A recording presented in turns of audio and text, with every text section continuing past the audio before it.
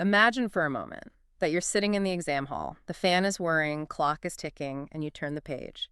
There, staring back at you, is a formula, a coordination compound. Let's say it's cobalt with 1 chloride and 5 ammonia molecules inside the bracket. Ah, classic one from Unit 5, right? Exactly. So I look at this formula, CoCoCl, NH3, 5 plus pathomonium, and my brain, it just reads from left to right. It sees chloride first. It's sitting right there. So naturally, I pick up my pen and I start writing. Chloride, pentaman. And if you do that, I'm sorry to say, but you would get exactly 0 marks for the name. 0. But that feels so harsh. The chloride is literally the first thing inside the bracket. It is harsh, but chemistry is a very strict subject, isn't it? Yeah. The correct name for that ion is actually pentamanic chlorido-cobalt ion. Wait, hold on. The ammonia, the ion, and it came last in the formula, but you're putting it first in the name. Why?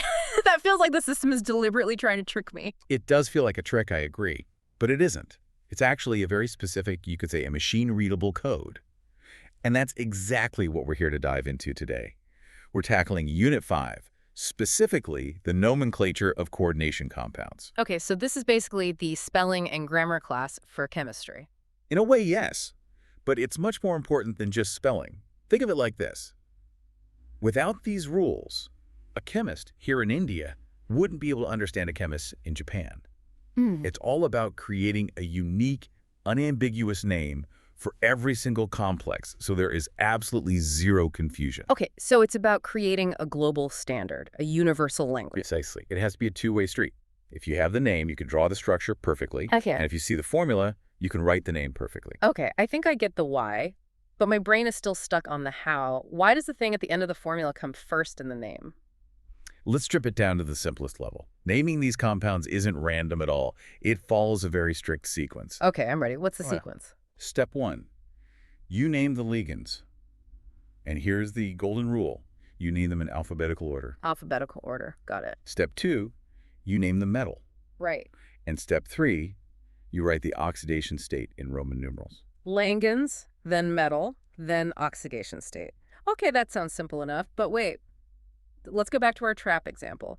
You said pentamine comes before chlorido. Correct. But penta starts with a P, and chlorido starts with a C. Last I checked my ABCs, C comes before P. So what am I missing here? Ah, that is the misunderstanding trigger. That is the exact trap everyone falls into. See, when you alphabetize, you have to look at the name of the ligand itself. You do not look at the numerical prefix. Oh, so you just ignore the penta. Completely. You ignore tri, tetra, penta. Just pretend they aren't there for alphabetizing.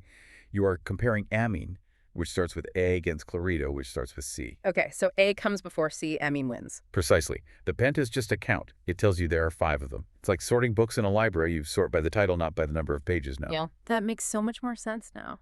Phew. Okay, and you said amine. Is the spelling important? Very important. A small clear check here. Right. When it's an ammonia ligand, the spelling is A-M-M-I-N-E. Double M. Yes. A single M, inene, is for organic chemistry, like methylamine. In coordination compounds, ammonia as a ligand gets a double M.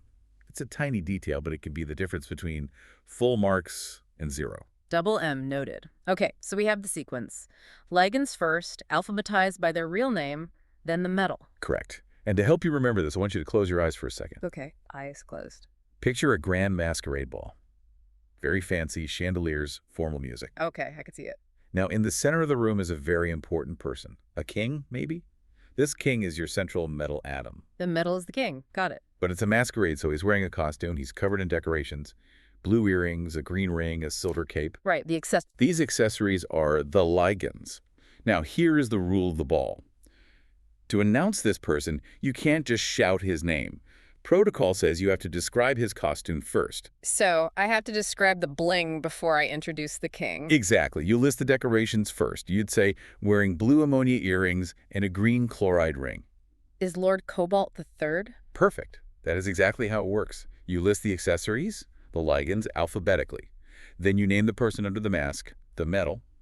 And finally, you state his rank, the oxidation state lord Cobalt III. That's a really good mental image. The decorations first rule, it actually sticks. It helps keep the priorities straight. The metal's the core, so it anchors the end of the name. You also mentioned it's like a passport system. Yes, that's another good analogy. On a passport, you have surname, then given name, then date of birth in a specific order. You can't just mix it up. You can't. If you do, the passport is invalid. Nomenclature is the passport for chemicals. If you get the order wrong, the system rejects it. So we know the rules, we know why they exist, but does this actually matter outside of an exam? I mean, in the real world? It matters immensely. It can be a matter of life and death. Let's talk about a drug called cisplatin. Cisplatin, I've heard of that. It's a cancer drug, right? A very important one. The formula is PTT NH3 2Cl222. Now imagine a factory making this drug. The name cis-diamine-nichlorodoplatinum tells the chemists everything. The cis part is about the arrangement in space, isn't it? Exactly. Oh. It means the two amine ligands are next to each other. But what if they made a mistake? The same formula can also exist in a trans form. Okay. That trans version. Yeah. It's biologically inactive. It doesn't work as a drug at all. Wow. So getting the name wrong isn't just a typo. It could mean shipping a medicine that does absolutely nothing. Precisely.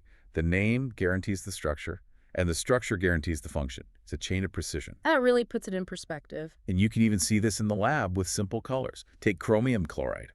If you dissolve it in water, sometimes the solution is violet, and sometimes it's blue-green. Same ingredients. The difference is which ligands are attached to the chromium. The name tells you exactly which complex is forming. Hexachromium. That's the violet one. The name is a recipe for the color. That's incredible. Okay, I think I have the main ideas. But exams are always full of tricky little details. Can we go through the do not confuse list, the really important clarity checks? Absolutely. Let's slow down and go through the key exam-safe lines. Okay, hit me. Clarity line 1. Okay. We've said it, but let's say it again. Alphabetical order depends on the name of the ligand, not the prefix. So to be 100% clear, triamine and dichlorido. I look at A for amine and C for chlorido. A comes first. The tri and di don't matter at all. Correct. You look at the root word. Simple as that. Got it. What's next? Clarity line 2. This is about the endings. If a ligand is anionic, if it has a negative charge, its name in the complex must end in O. Like chloride becomes chlorido? Exactly. Or cyanide becomes cyanido. Sulfate becomes sulfido. Okay. And for neutral ligands, like water or ammonia? Neutral ones usually keep their names, but water and ammonia are the famous exceptions. Water becomes aqua, and ammonia becomes amine with the double M. Double M. Got it. Okay, what about the metal? Does its name ever change? Yes. And this is probably the trickiest rule for most students. This is clarity line 4.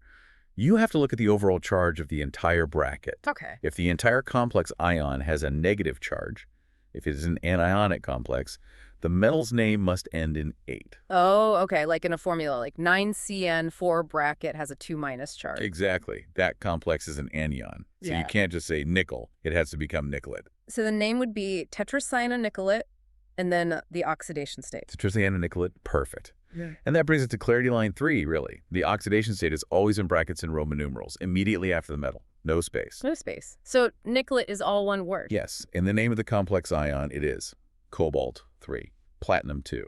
Okay, let's go back to that alate rule because it feels important. So if the complex is positive or neutral, the metal is just iron. Correct. But if the complex is negative, iron becomes ironate. Ah, good question.